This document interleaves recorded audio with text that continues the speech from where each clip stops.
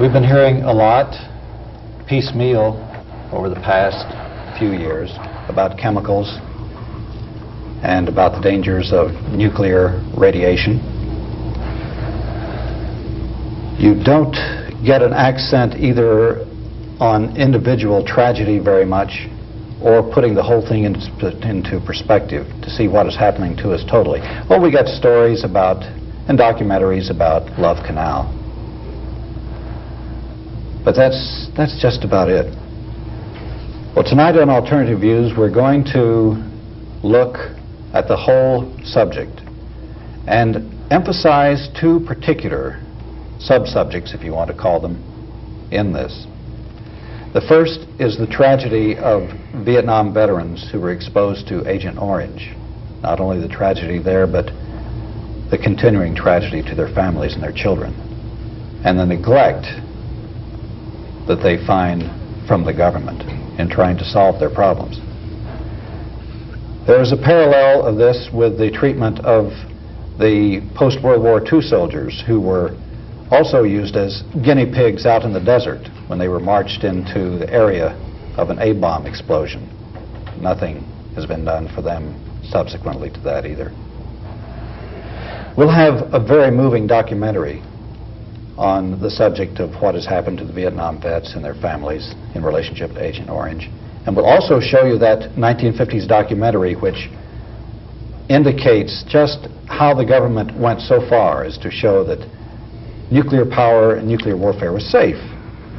And they went ahead and proved it right before everybody's eyes.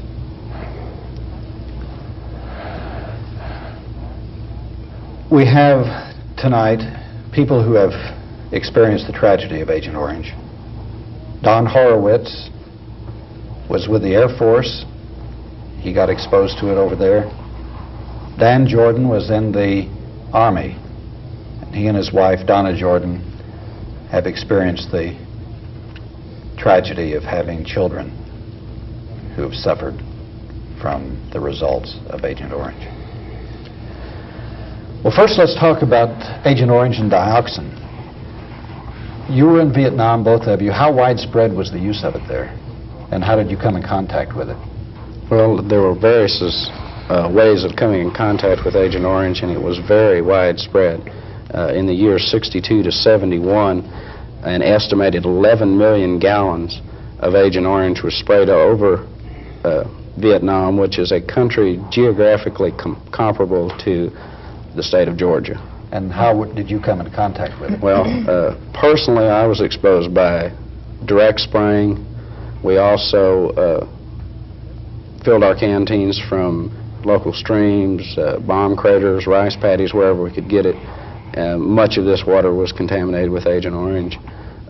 Also through eating local fruits and vegetables and farm animals, livestock, chickens and pigs and stuff that had drank contaminated water or eaten contaminated grasses or weeds and contaminated the meat. Now, the Air Force used this as a herbicide to destroy the jungle so they'd be able to see the movements of, detect the movements of the Viet Cong, etc. But apparently it was just sprayed over widespread areas without any great control. It actually landed on our own troops. Don, you were in the Air Force, but you were not involved in the actual spraying or handling of it, were you? No, sir. Now, how were you exposed to it? Well, they would come by starting about June or July of 70. Usually on a Sunday, there would be a 3-plane cell spraying around our perimeter at Pleiku Air Base. And sometimes they would spray directly overhead. According to the VA's own statement, they assumed that you were exposed to Agent Orange. Let's talk about Agent Orange and dioxin, which I guess is the principal killer in Agent Orange. I've read where dioxin is just absolutely the most horrible thing ever invented by man as far as being deadly and for a long period of time. National Geographic has said that it is the most deadly chemical molecule man has ever made. I think that says a lot right there for a reputable publication like that to come out with a statement like that. This contaminant was not wanted in Agent Orange. It wasn't the necessary component to kill the trees. It was an unwanted byproduct. but it's very toxic. 3 ounces could wipe out New York City if it were placed in their drinking water. That's unbelievable. You supplied me with some information. For instance, I guess the New York Times indicated that 100,000 to 1,000,000 times more potent than thalidomide in causing birth defects among children and people exposed to it. That's dioxin. Right. And we know the awful widespread tragedy of thalidomide. The reason that this deputy director with the FDA felt it was that bad is that thalidomide, as tragic as it was a one-generation thing. Dioxin changes the chromosomes, so it's an ongoing problem. The children born with birth defects because of dioxin, their children and their children's children will carry this forward until and unless genetic engineering were to become that, that helpful. So it is in that way 1,000,000 times worse. So there's tremendous danger to the gene pool of mankind. You take 2.5 million veterans, if they are able to have children, if the condition has not caused sterility among the vets. Which it does. And their children would have birth defects, and then when their children marry, that would double. And it could get out of hand real quick. It could get out of hand exceptionally quick. And it's not just Vietnam veterans that have the danger. 2,4,5-T and 2,4-D, the other chemical, are both under scrutiny. They've both been banned by the U.S. Forestry Service because of numerous occasions of miscarriages and spontaneous abortions by pregnant mothers in areas close to forests where they were spraying it for weed and brush control. The Air Force has actually dumped tons of it in the ocean to get rid of it. They dumped it. What we know of, the major disposal, they had a special ship, the Vulcan, and it was taken into the South Pacific, and all of the Agent Orange stockpiles were burned in this special incinerator ship. All the people working around it wore special suits that included life support systems so that they wouldn't breathe any of the fumes, because for one thing, when you incinerate dioxin or Agent Orange, it makes as much as 100 times more dioxin than was originally in it. Oh my God. We don't know that even by incinerating it, the dioxin was destroyed. It may have simply been changed into a gas and released into the atmosphere. They don't know. But anyway, the suits and everything that were used aboard the ship were then incinerated after. And then the VA and the government, Department of Defense, everyone turns around and tells us, the Vietnam veteran, this stuff is harmless. If it's harmless, why all the precautions in disposal? Why did South America not want our stockpiles when we attempted to sell it to them, even though we promised to clean up the amount of dioxin in it? Why are other Vietnam vets, Australians, there's 1,500 Australian Vietnam vets that have united and are complaining of the same exact physical and psychological problems of the American Vietnam vets. There's over 4,000 South Korean soldiers that saw Vietnam service. They're having the same type of symptoms. So it's not strictly something that occurred to Americans. And that's not even considering the millions of people in Southeast Asia that are still over there and still having to live in contaminated countryside and drink contaminated water and eat contaminated food. I understand the birth defect and deformed children being found in Vietnam now is just extremely high. It's astronomical.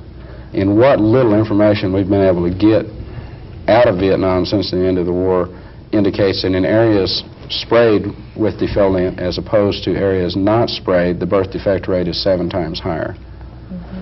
It also has caused a strange incidence of liver cancer in Vietnam, in that before the use of herbicides in Southeast Asia, statistics were not even maintained on liver cancer because it had such a low incidence of occurrence.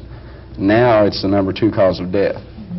And the liver, thymus, kidney are some of the organs that are initially attacked by dioxin, in that those are organs that filter out poisons. Well, let's take a look at that film that we were telling you about. It was made by Celeste Villarreal. and it tells your story, and Yes. the problems you've had, and the tragedy of it all.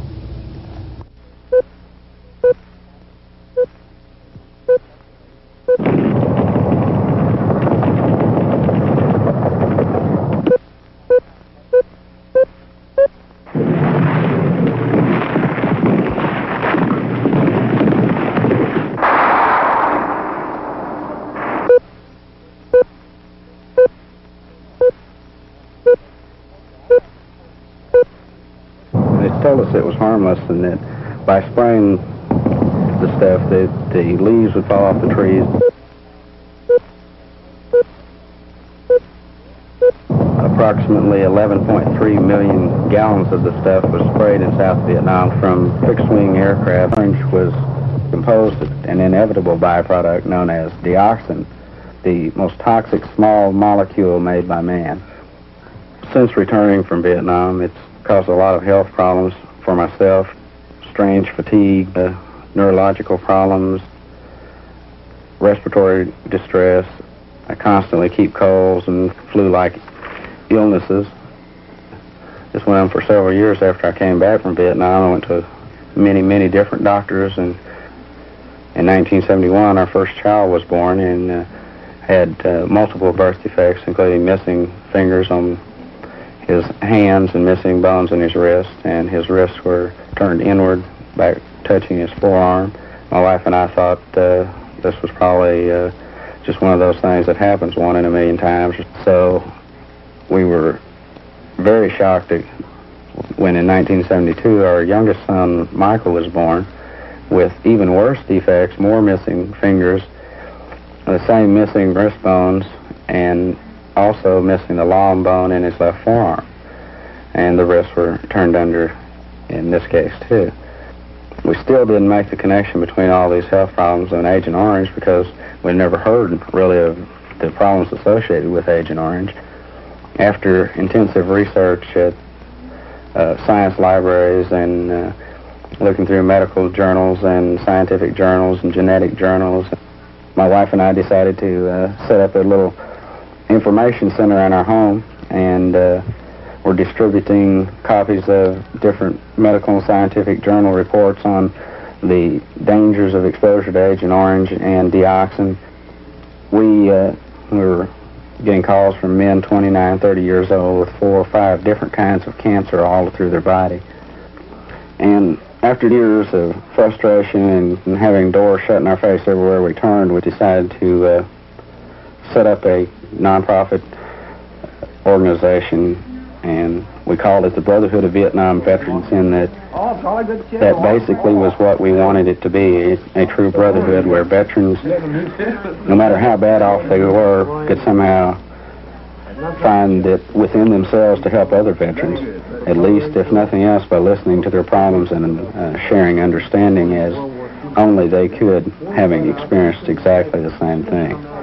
And where we're at right now is trying to overturn the ignorance and apathy of the government, the VA, and the American people in general, and to bring this problem out into the open, because we feel with the amount of evidence we've compiled in this short period of time, were it made public to the American people, they could not help but sympathize with the problem and see that the problem is corrected immediately. It was during this period of time that we were contacted by Rama Plummer, whose husband had died from cancer caused from exposure by Agent Orange. 4 years ago, my husband Paul died of cancer that was all over his body. With a letter that I received from his private physician, I went to the VA and filed the Agent Orange claim. I was denied and told that I needed clinical proof. I started watching my children's health. We had one of our daughters taken to MD Anderson, where a tumor from her upper lip was surgically removed. It's now suspected that she has a tumor inside the spinal cord. Her twin is emotionally disturbed and has a severe learning disability. The two younger children both have a lump on their lower left rib that doctors cannot diagnose. They can feel it, they can see it, they know it's there, but it won't show up on an x-ray, and it hurts. And the youngest one has some form of an eye disease that requires her to wear glasses constantly. And with the information that Danny and Donna had, we have that clinical proof, and yet the VA still denies it. Our real need is to get all this information together, and our only real hope for any results is going to be through public exposure and awareness.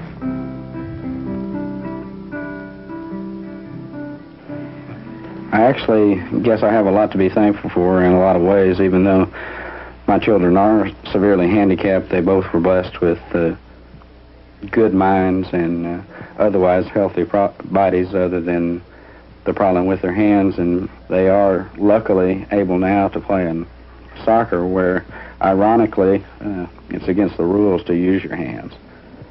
We think it's pretty bad that men can go and fight for their country and then at the same time be poisoned by their country, and then when they seek medical help through the channels supposedly set up specifically to handle veterans' problems, they are lied to, laughed at, cheated on, and generally just ignored.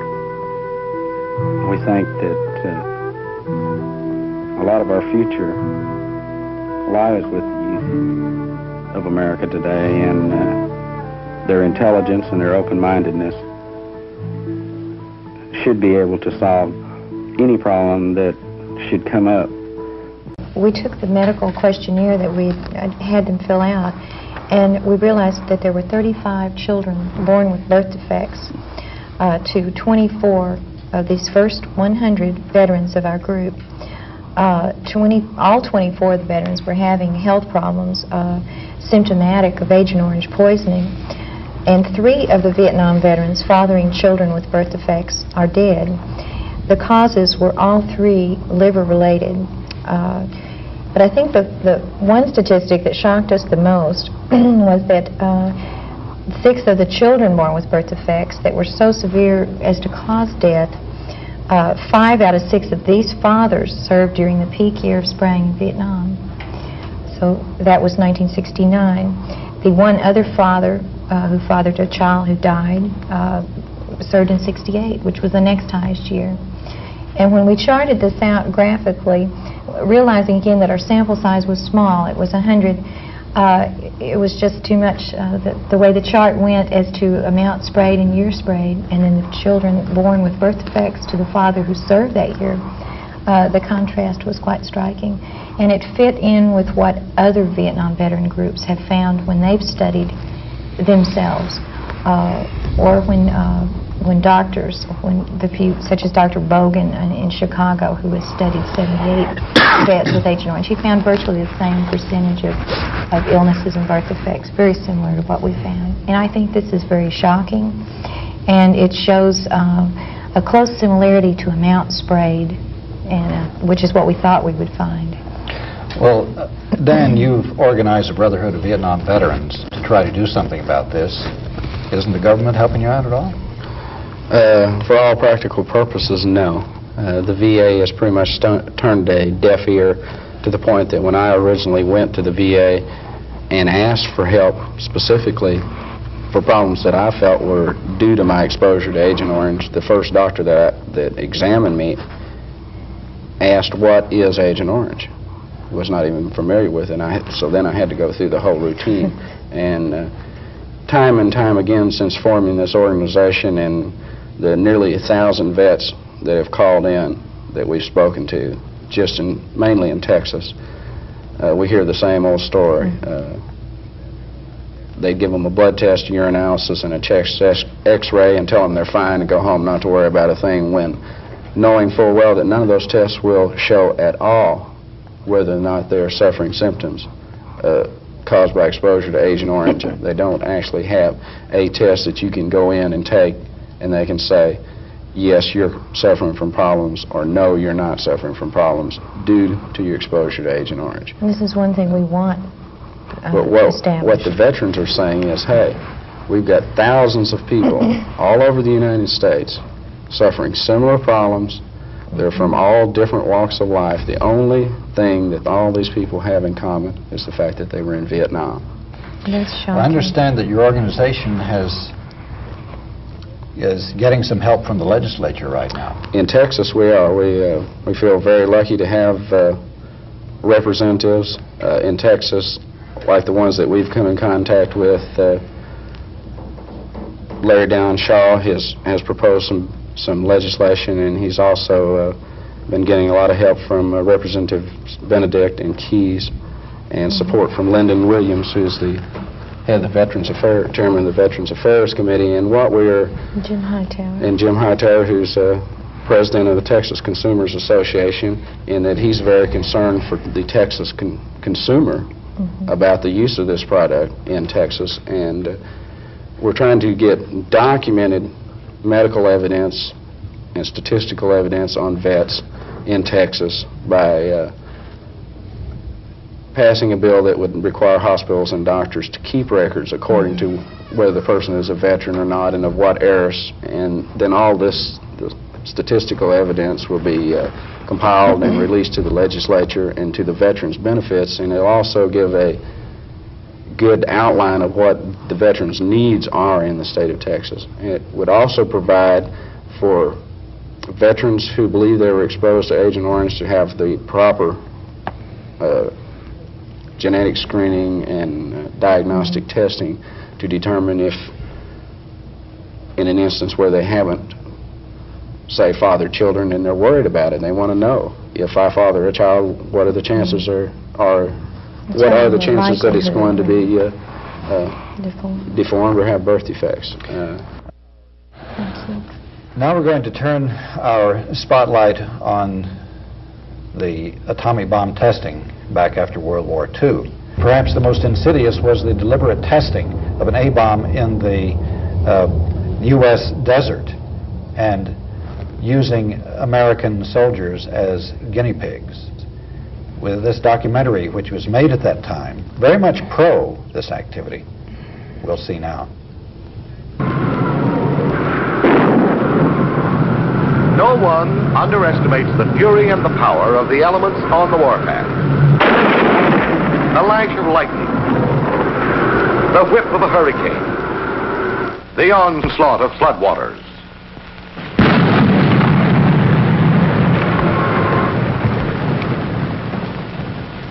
Nor does anyone scoff at the power of the atomic bomb. Like natural forces rampaging, it can create catastrophe and deal in disaster, as proven by peacetime tests, and as written in the tale of two cities, Hiroshima and Nagasaki. This capacity for wholesale destruction aroused popular misgivings concerning its range of usefulness.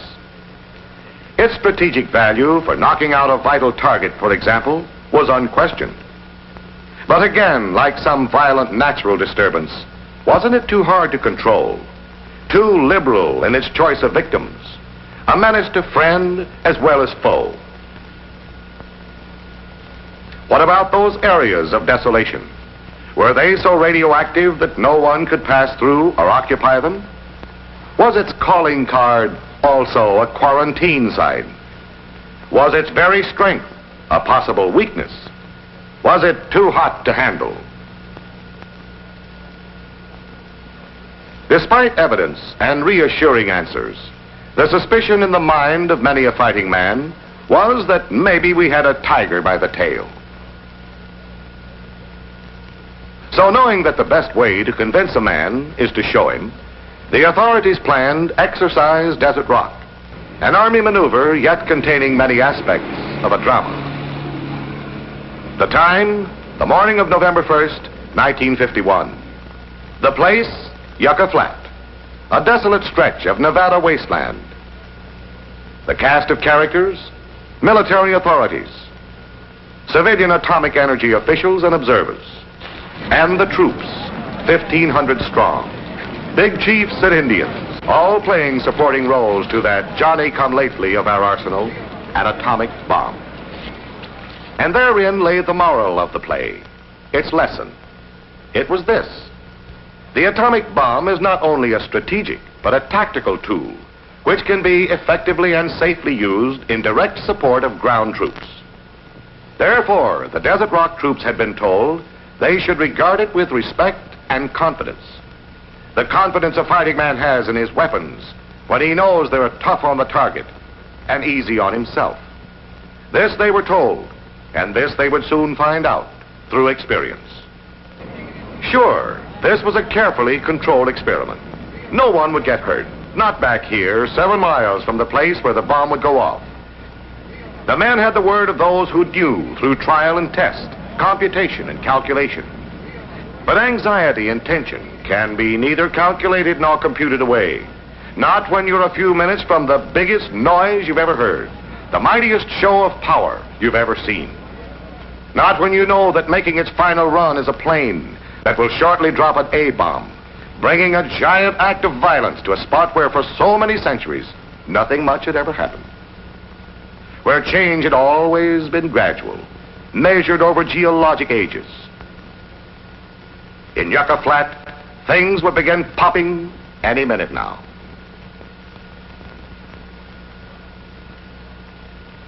Put on goggles or face away from the target area.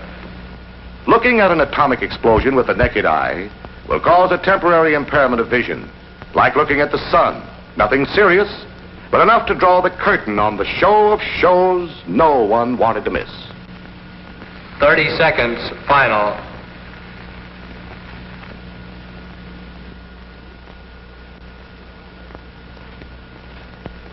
Bomb away.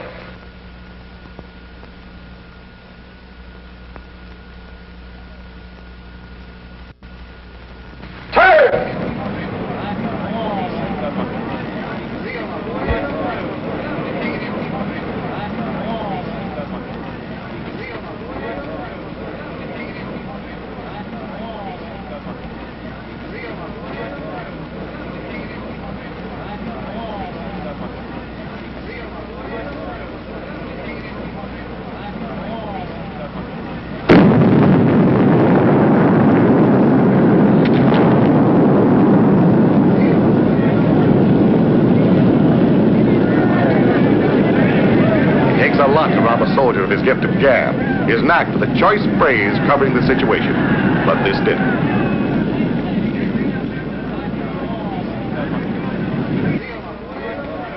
And because they hadn't seen anything like it, they fumbled for the right comments to fit the phenomenon.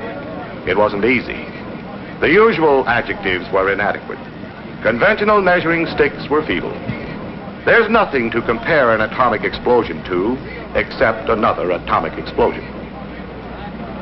This shot, nicknamed Dog, was a typical aerial burst, detonated between 1,000 and 2,000 feet in the air.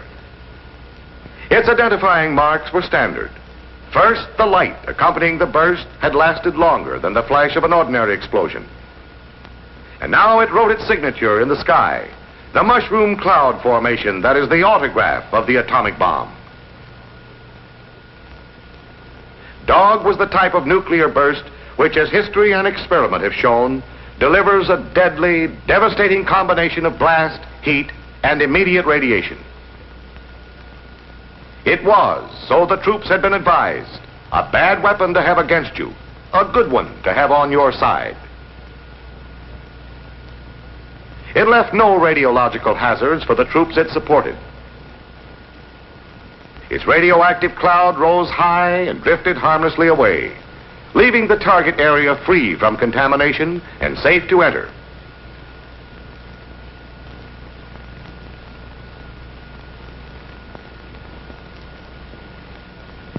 And entering it was the next step on the program for the troops.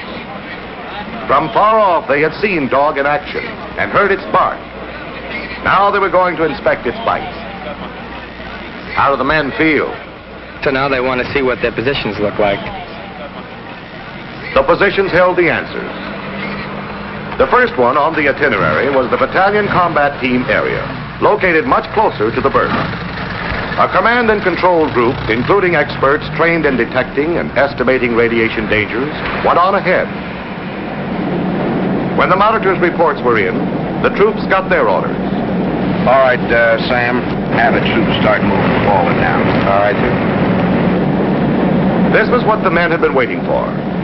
They had felt the blast and heat of the explosion and watched the cloud rush upwards into the sky. Now they would see at first hand what the effects of this bomb had been. And so they moved off toward the BCT area, which was about 2 miles from ground zero, the point directly under the bomb. What would they find there? They had a healthy curiosity, because that was the place which, under actual battle conditions, they would have been occupying at the time of the blast. To get the answers, it had been set up before the burst as a typical position, with standard field fortifications. Prepared for punishment were vehicles, emplacements, and equipment of various sorts. There were guns, large and small. Some were above ground and exposed. Others were planted at emplacements, providing varying degrees of protection.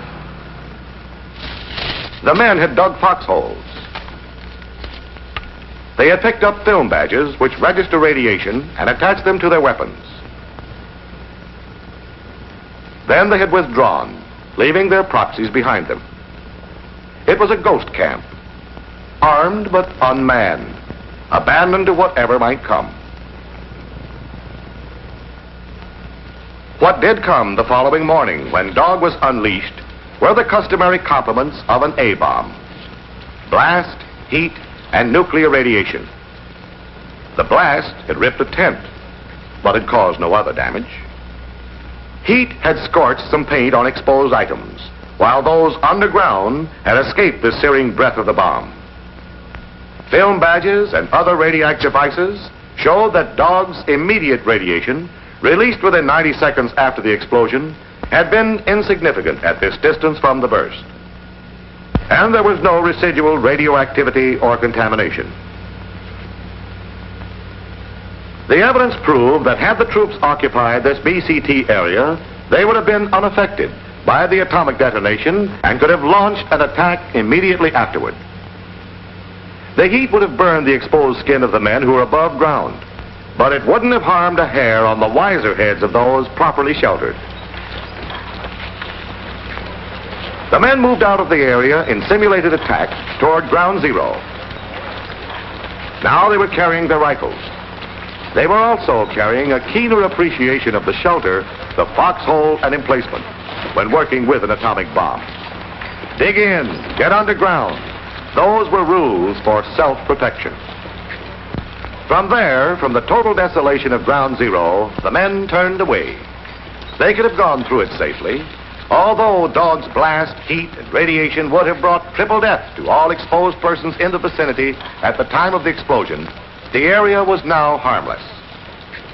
Monitors kept constant check with their radiac instruments and found no hazards in the form of radioactivity.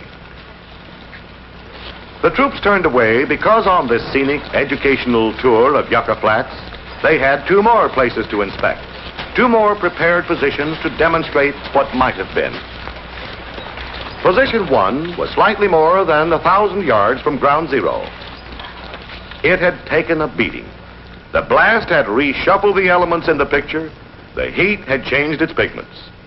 The blast had pushed this Jeep, which weighs over a ton, back 5 feet and had broken the windshield. The upholstery was charred. The side of a bulldozer had been damaged. This happened to an unanchored Bailey bridge. This to a footbridge. A ration case had taken a 25-foot ride. Sandbags were broken, burned, and kicked around. Wires looked like Orioles' nests. They were severed and tangled. The blast smacked a pole, outdoing the most eager of beavers. Heat had brushed the scene with its sepia tone, charring, scorching, burning. From what they saw in position 1, between a half and 3/4 of a mile from ground zero, the authorities figured that blast-driven missiles would have caused many injuries to unsheltered personnel. The heat would have been more punishing. For those in the open, it might have ended the story suddenly, in the middle of a sentence. 100% casualties from third-degree and clothing burns was the estimate. That was enough. But it wasn't all. Film badges planted in the area recorded an average dosage from the bomb's prompt radiation sufficient to have made everybody sick, and a great many eventually would have died. It was a persuasive post-mortem on probabilities, but it covered only the calculated fate of persons presumed to have been without protection at all, or inadequately shielded in vehicles and shallow skirmishers' trenches. Underground, it was different, and the deeper and stronger the hole, the brighter the picture. True, some top covers had been blown off. Revetting bowed. But it was felt the occupants might have escaped injury. Otherwise, no blast damage was evident, and soldiers utilizing their emplacements and foxholes the right way would have been safe from dogs' heat and dangerous radiations. They'd have been equally secure in tanks. Convinced even more that atomic power had not pushed the familiar below-ground emplacement into the background, the troops went to position 2, 500 yards farther away from ground zero. The above-ground punishment meted out by dog's blast and heat gave the troops plenty to think about. There didn't seem to be much doubt that if you exposed yourself to the brunt of the bomb, you stood a good chance of being knocked into the hereafter. You stood a better chance of being burned to death. Radiation? Well, at this point, it wouldn't matter much. You can only be so dead. The scenes above the surface supplied the soldiers with food for thoughtful concern. Those below gave them the solution. These foxholes and emplacements had been able to take it, and to those who had utilized them properly, they would have meant safety from all the bomb's destructive, killing elements. For the troops, the drama of Exercise Desert Rock came to its educational end at Position 2. They had come, seen, and been convinced. They had learned they could work safely with the A-bomb. The foxhole was still the key to survival. It protected against blast, gave line of sight shielding from flash heat, and considerably reduced the effects of radiation. They would have been all right by taking advantage of the standard field emplacements at or beyond 1,000 yards from ground zero. But for exposed troops, the damage area was about 12 times as great, and there would have been some casualties out to 3,500 yards. There would have been trouble back as far as Position 3, about 1.5 miles from the burst. Not from radiations, but there a canvas water tank caught fire. Exposed items were burned enough to suggest that to unshielded personnel, there would have been some severe burns. The blast had by no means been an easy nudge. So in the face of such evidence, which club did a soldier want to join? The cautious or the careless? The quick or the dead? The men had unlearned some things too. Now they knew they could safely cross the area under an aerial atomic explosion shortly after it had occurred. They had just done it. The film badges they had worn during the operation showed that none of them had received any significant dosage of radiation. There had been some radioactivity, but there's some every place. It was with the men in the radium dials of their wristwatches. So was the dirt with us. They hauled out some brooms and gave us the brush off before we left Position 2 for camp. Decontamination, they called it, in case we had some radioactive particles on us. Well, we'd found out we hadn't. Not enough to bother. So I figured the big idea was to put the sand back on the desert so it could get another flying start at us. That was okay with me. I felt a lot different about the stuff on the way home than I did earlier that day. It's got its points, even if they sting a little. Very democratic, dirt is. Doesn't pick on any one guy. Doesn't care about rank. Covers both GIs and generals. It protects them, too. After the party, one of the other men said that now he really understood why they called it Mother Earth. Because it's a soldier's foster mother, all right, if he sticks close to her.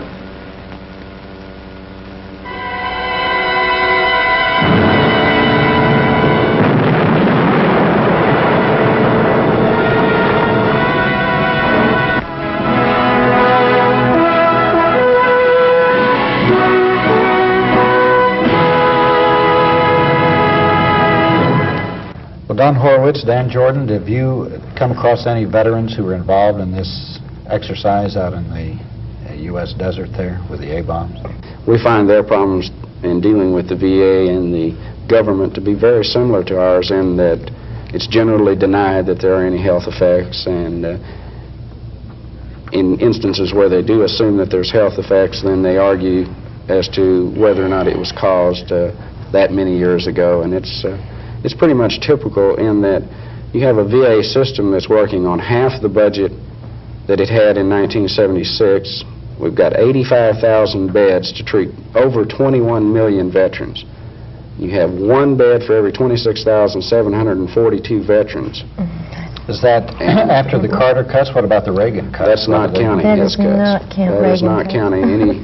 President Carter cut the equivalent of 20 hospitals. What most Americans don't realize is that we all have become, or most people in the United States have become, quote, veterans of this chemical feast that we've had, the air that we breathe, the water, the food, the contaminants and carcinogens in the food, all these additives and things that they put in, causing it. And we have a person with us now, Debbie Sharp from the Church of Scientology. She's going to tell us about the widespread use of us, inadvertently, as guinea pigs by the CIA and the Defense Department in their tests of germ warfare. You've been keeping track of what the CIA and the Defense Department have been doing for a long time as far as using us as guinea pigs for mind control and other types of horrible things they have in mind for us and the rest of the people in the world. What are some of them? Well, it started out basically with the CIA doing experimentations on their own men to discover if they could get rid of agents who were going to quit the department and still had classified information. So they utilized different types of drugs and pain and hypnosis and electric shock to try and get the guys to forget.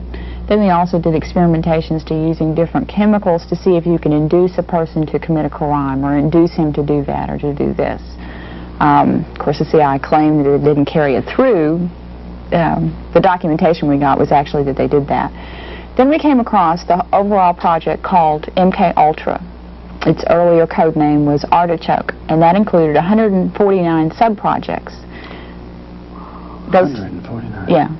And those sub-projects range from what I just described to open-air testing in the United States, experimentation on prisoners, experimentation on soldiers, experimentation on college students. Would these people know they were being experimented on and gave their approval? No, except for the quote-unquote voluntary Army soldiers. Oh, yeah. And the way the voluntary Army program worked is it started in 1959, and the guys were just told that they would be doing experimentation on new weapons, right? And then they get to Fort Detrick, Maryland, where the experimentation was done, and find out that they were going to be doing it on drugs and chemicals. But they were never told what they would be experimented on. You know, they just knew that they went crazy for a couple of days or so forth and so on, and then years later have similar things to the guys who have had Agent Orange, because there's one chemical that was used called BZ, and it's 100 times stronger than LSD. It's a very gross drug that causes a person to totally go out of his head for at least 12 hours, sometimes up to 2 to 3 weeks, where he doesn't even know where he is or who he is. Are there residual effects to BZ? Yes. Now, the Army at first said that they'd done testing to discover it, and they said there weren't any residual results. It's harmless. It's harmless. They always say that. Right. And we did a campaign to find the soldiers who had been experimented on, and we found approximately 40 in the U.S., all of which have been experiencing extreme emotional and physical upset since that time. you know, with children with birth defects, the same sort of thing as Agent Orange. But the Army, as part of the CIA's experimentations, wanted to simulate chemical biological warfare attacks and to see what effect it would have on different Americans, how far it could go in, and so forth, and also test to see how they could use it on other countries. The different kinds of things that they did without the citizens' permission anytime on any of these tests was... Or even knowing about it. Oh, no. Right. Of course not. You know, they didn't even say they were going to do a test, you know. They experimented with the use of mosquitoes, where they just let tons of mosquitoes go in South Carolina. And just to test how far the mosquitoes would go, because they had the idea that maybe if they used a particular strain of mosquitoes in, say, Soviet Russia, then those guys aren't immune to yellow fever, because they don't have yellow fever there. Then Russia could be infected with an epidemic of yellow fever. But our guys were tested on it. Not the Russians were tested on it. We were tested on it. What other types of things did they drop in the air? They dropped a particular bacterium called, I can't pronounce it real well, it's whatever, and it was used, and I'm sure that most people have heard of it, in San Francisco, where at least 10 people got sick from it and 1 died. In fact, Edward Neven III is suing the Army currently because of his father, who died from it. Now, that chemical was also utilized in Florida, and it's a bacteria that causes a pneumonia-type disease, you know, respiratory problems and things like that. So that was tested in San Francisco and in Florida. Then they also used other chemicals that they've not released what they are yet. In New York, they released it in subways and in tunnels and in turnpikes in 1965 and 1956 and 1966 in 2 different tests. Then the major thing that they used after that was zinc cadmium sulfide, which the Army spokesman have again said is harmless. But the only scientific studies that we've come up with says that it could be very harmful. In fact, if the person is exposed to it continuously, it could cause death. But it would definitely cause anyone with respiratory problems to get it agitated to a degree that they would either get very, very sick or they could actually die. Well, they've used Texas and Texans as guinea pigs for a long time, haven't they? Yes, and that's zinc cadmium sulfide. Now, that was done in what we've documented in at least 15 different locations in the U.S., one of which was in Dallas in 1961. A series of 34 different tests were done off a TV tower where they blew it out to a very large area, and the whole test area went from Dallas all the way down to Killeen, Texas, which is a long way. It's like 160 miles. Well, Austin's been involved in one of these tests, too. Right. The other series of tests that we discovered with zinc cadmium sulfide was in the test area was described as from Corpus Christi up to San Antonio, Austin, and over to Houston. So it was that area. And they sprayed off jet bombers the zinc cadmium sulfide by following the coastline, and then it would blow in to the coast. And then they set up samplers to see the concentration and how far it would go in. That was done in 1965 in that area. Then a year later, they did a similar type test, but this time the simulant used was 23 tons of glass beads and cork particles. Glass beads and cork particles, and we inhale these? Yeah. Yeah. Now, those wouldn't be as dangerous as zinc cadmium sulfide, but I don't think I'd want to breathe 23 tons of glass beads. No. So, and again, the thing is, now with these tests, we are currently trying to get Texas senators at least. We've given a submission to Senator Tower and Benson and Pickle to ask them to please put a ban on any chemical biological warfare testing without anyone's permission, so that if a city wants to, you know, be utilized as a guinea pig, then they have the ability to say whether they want it or not. I mean, it's just not okay for Dallas to get sprayed and everyone in the city get that effect without their permission, and so we are trying currently to get a ban on this. What about the certain types of testing of strictly racial or ethnic nature? Well, we discovered that actually what they phrased it as is ethnic weapons. Now, in the United States, we've been able to document that Negro men were experimented on with LSD and other hallucinogenics who were either mental patients or prisoners. And the attempt with that is to discover how different ethnic groups or races would not be as immune to something as someone else. Like as with Soviet Russia, they don't have yellow fever. So those guys hadn't built up an immunity to yellow fever yet. So if you used a particular chemical in that area, then say Russians may not have that immunity and might get an epidemic that's real quick and then disable the country immediately. That reminds me back in the old days, the good old days, when the Army and all used to give the smallpox infected blankets to the Indians. Right. We haven't really changed much, have we? Except we've gone on a mass-produced basis and have the ability to spread it throughout the whole world. Well, the irresponsibility with it is what is a terrible thing, because the Army apparently felt like some of the guys are good guys, and they really probably felt that we need to do chemical biological warfare tests to make sure we don't get attacked on this. I mean, what if Russia came over here and did a chemical, sprayed a chemical in the United States? What would happen? But who was responsible for telling the Army that that chemical was safe? I mean, that has never been in any of the documentation. Who was responsible for saying that BZ, which is an extremely dangerous drug, could be used on our soldiers? Who said it was okay to use Agent Orange and that it was harmless? Those guys cannot be found. They're not in the documentation. You can find out about all the tests, and then, of course, you go to the Army because the Army conducted the test. But who in the Army said it was okay? And that's what I think is the thing that must be found out, because those individuals, I think, should be prosecuted. It was a criminal. It was a criminal thing. It shouldn't have been done.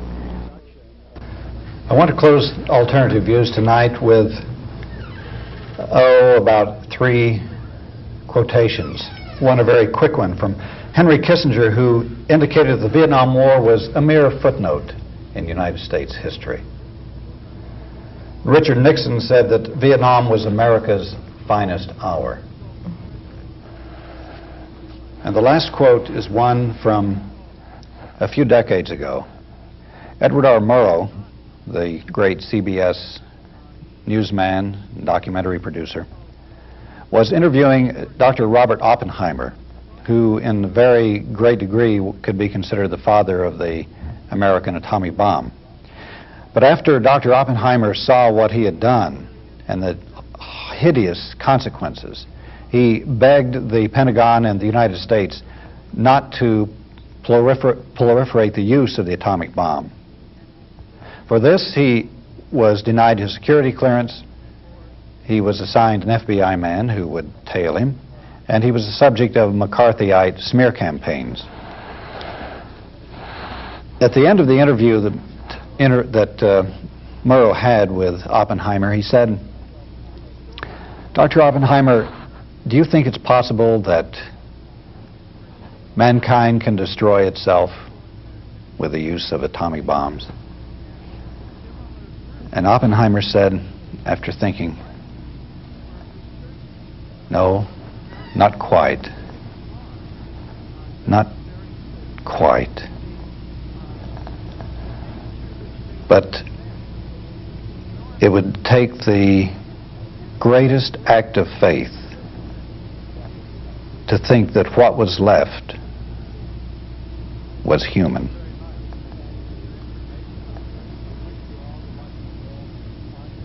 Good night.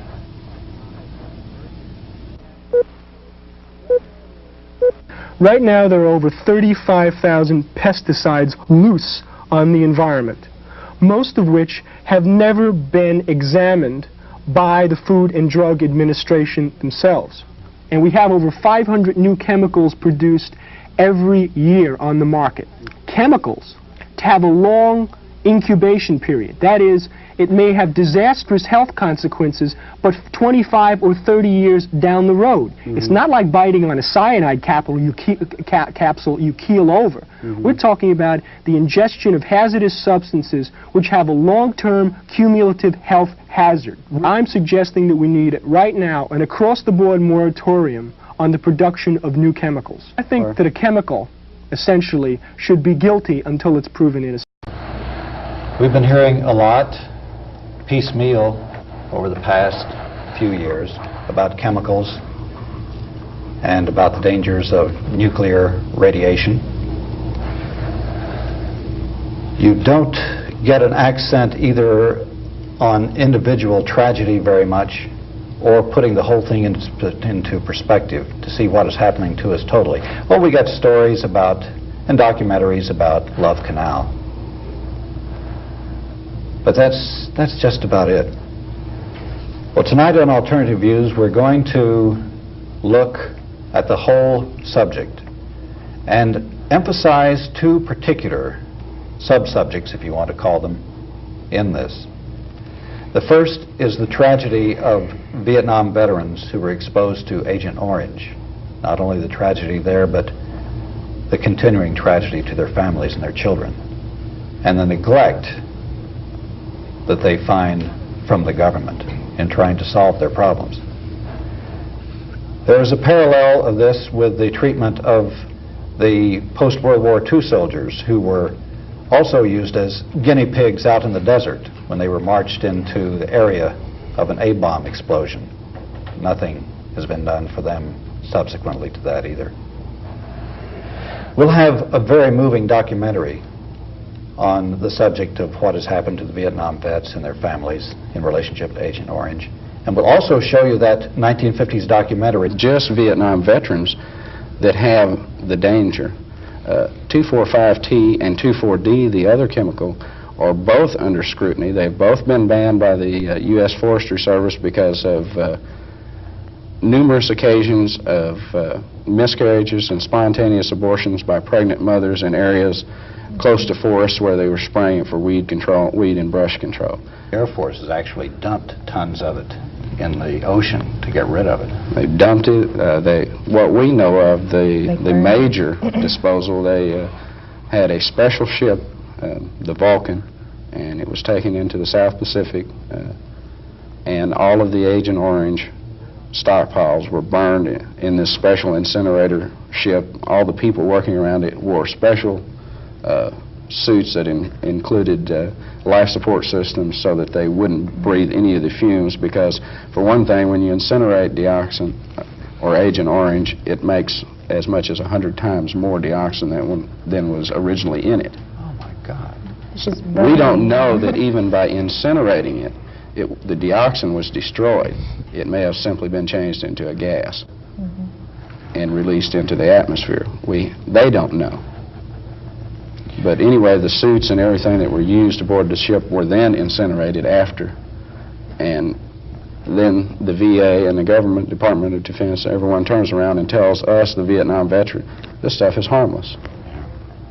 If it's harmless, why all the precautions? Which indicates just how the government went so far as to show that nuclear power and nuclear warfare was safe.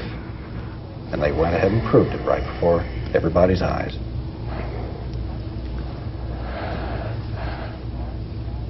We have tonight people who have experienced the tragedy of Agent Orange.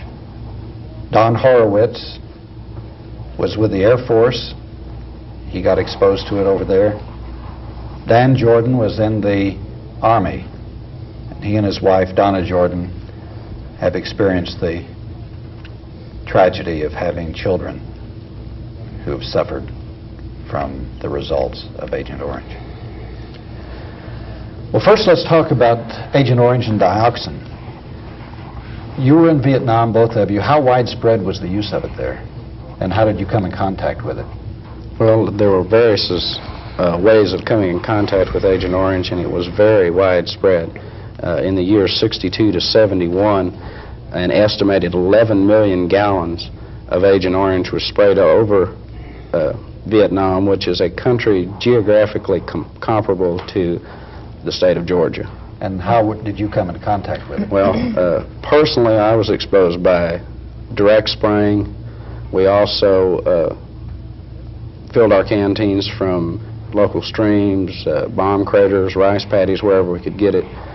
Much of this water was contaminated with Agent Orange. Also through eating local fruits and vegetables and farm animals, livestock, chickens and pigs and stuff that had drank contaminated water or eaten contaminated grasses or weeds and contaminated the meat. Now, the Air Force used this as a herbicide to destroy the jungle so they'd be able to see the movements of, detect the movements of the Viet Cong, etc. But apparently it was just sprayed over widespread areas without any great control. It actually landed on our own troops. Don, you were in the Air Force, but you were not involved in the actual spraying or handling of it, were you? No, sir. How were you exposed to it? Well, they would come by starting about June or July of '70. Usually on a Sunday, there would be a 3-plane cell spraying around our perimeter at Pleiku Air Base. And sometimes they would spray directly overhead. According to the VA's own statement, they assumed that you were exposed to Agent Orange. Let's talk about Agent Orange and dioxin, which I guess is the principal killer in Agent Orange. I've read where dioxin is just absolutely the most horrible thing ever invented by man as far as being deadly and for a long period of time. National Geographic has said that it is the most deadly chemical molecule man has ever made. I think that says a lot right there for a reputable publication like that to come out with a statement like that. This contaminant was not wanted in Agent Orange. It wasn't the necessary component to kill the trees. It was an unwanted byproduct. But it's very toxic. 3 ounces could wipe out New York City if it were placed in their drinking water.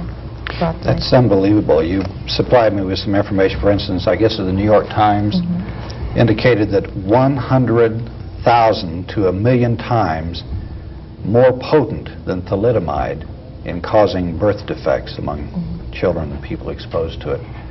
That's dioxin. Right. And we know the awful widespread tragedy of thalidomide.